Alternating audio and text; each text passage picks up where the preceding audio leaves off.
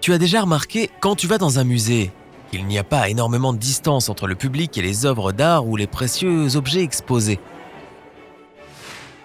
Souvent, ce n'est juste qu'une corde en velours, et parfois moins. Que se passerait-il si tu tombais et renversais une étagère avec des urnes étrusques d'une valeur inestimable ? Eh bien, elle se casserait en 1000 morceaux sans doute. Mais que t'arriverait-il à toi une fois que tu aurais enlevé de tes cheveux les éclats de céramique vieille de 3000 ans ? Si c'était moi, je ferais mon visage le plus triste. Je me forcerais à pleurer. Je ferais trembler mon menton et d'une petite voix, j'irais le dire à une personne du musée. C'est la dame là-bas qui l'a fait. Non, je ferais pas ça. La bonne nouvelle, c'est que tu vas bientôt connaître la réponse. Grâce à une poignée de maladroits, nous savons maintenant ce qui se passe lorsque tu tombes la tête la première sur un objet de grande valeur. En 2010, une jeune femme suivait un cours au Metropolitan Museum of Art de New York quand elle a fait un faux pas et a fait un trou par accident dans une œuvre d'art inestimable. Le tableau en question était L'Acteur de Picasso et était évalué à 130 millions de dollars jusqu'à ce que cette étudiante ouvre une entaille de 15 cm dans la toile. Sur le compte officiel du musée, ils ont publié que les bords de la déchirure ressemblaient aux fibres d'un vieux tapis en jute. Au moins, elle a appris une nouvelle chose sur l'art. Il est fragile. Heureusement, les dégâts se sont révélés moins graves que ce qu'ils pensaient au début. Le trou était peut-être grand, mais il était près du bord et loin du centre d'intérêt du tableau. Après 3 mois de restauration, il a retrouvé son état original. Le tableau est retourné sur le mur, cette fois protégé par une feuille de plexiglas, juste au cas où. Alors, qu'est-il arrivé à notre maladroite future experte en art ? Tout d'abord, le musée a publié une déclaration soulignant qu'elle n'avait pas été blessée dans sa chute. Puis, elle est rentrée chez elle. Le musée ne lui a même pas fait payer les frais liés à la restauration du tableau. Aussi frustrant que cela puisse paraître, chaque fois qu'une œuvre d'art est endommagée, c'est à peu près le même procédé qui fonctionne partout. Le pire qui puisse arriver, c'est que les coupables se fassent bannir du musée, mais cela est extrêmement rare. Quelques années avant que la peinture de l'acteur ne perde son combat de boxe avec la jeune femme, un homme à Cambridge a trébuché avec ses lacets et a détruit complètement 3 vases irremplaçables du XVIIe siècle. Sa punition a été que le musée lui a poliment demandé de ne pas revenir dans un futur proche. Même dans les cas où les clients enfreignent les règles, les musées font un effort de ne pas s'en prendre trop fort à leurs invités destructeurs.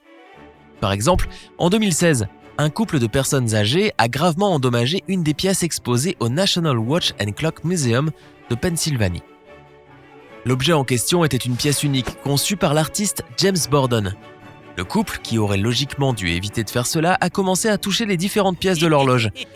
Ils voulaient voir à quoi ressemblait cette magnifique pièce quand elle fonctionnait, mais ils ont fini par la faire tomber par terre. J'allais faire une blague sur le temps qui s'écoule, mais je vais la garder pour un autre jour. Comme lorsqu'il y a eu des incidents similaires dans d'autres musées, le couple a été relâché et rien ne leur a été reproché.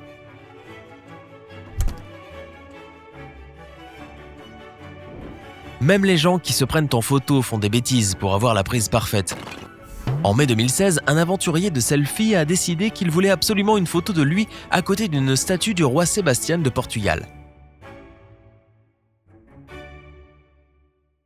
Malheureusement, la sculpture de 150 ans était nichée sur un piédestal à quelques mètres du sol. La plupart des gens auraient choisi d'avoir le monarque en pierre comme arrière-plan, mais ce touriste de 24 ans ne faisait pas partie de la plupart des gens. Dans une démonstration étonnante de bêtise et de détermination, il a décidé d'escalader la façade de l'édifice pour avoir l'image parfaite. Tu veux deviner ce qui s'est passé ensuite ?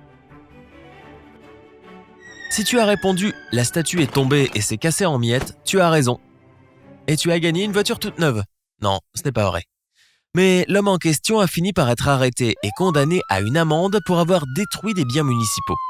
Même s'il existe une sorte d'épidémie de gens qui cassent des choses pour se prendre un selfie, son cas reste assez isolé.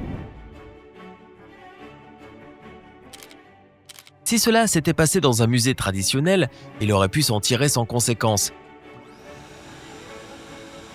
Parce que tout ce que tu vois dans un musée est couvert par une police d'assurance.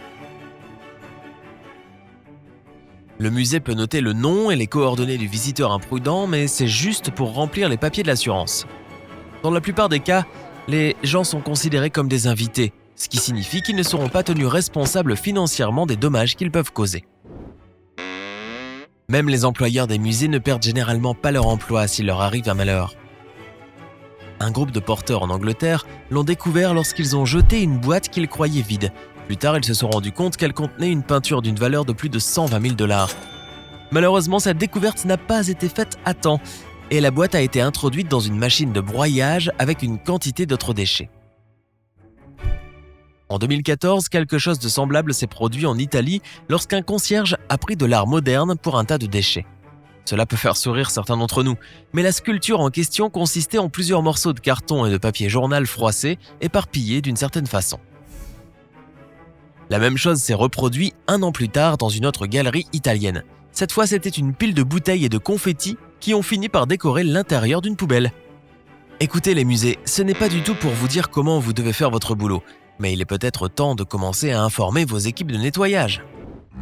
Il faut dire que tous ces incidents avaient une chose en commun, ils n'étaient pas de nature intentionnelle. Même dans les cas où ces accidents auraient pu être évités à 100%, les musées et les galeries d'art ont tendance à prendre ces événements à la légère. Ce n'est pas du tout la même chose quand les gens cassent des choses exprès.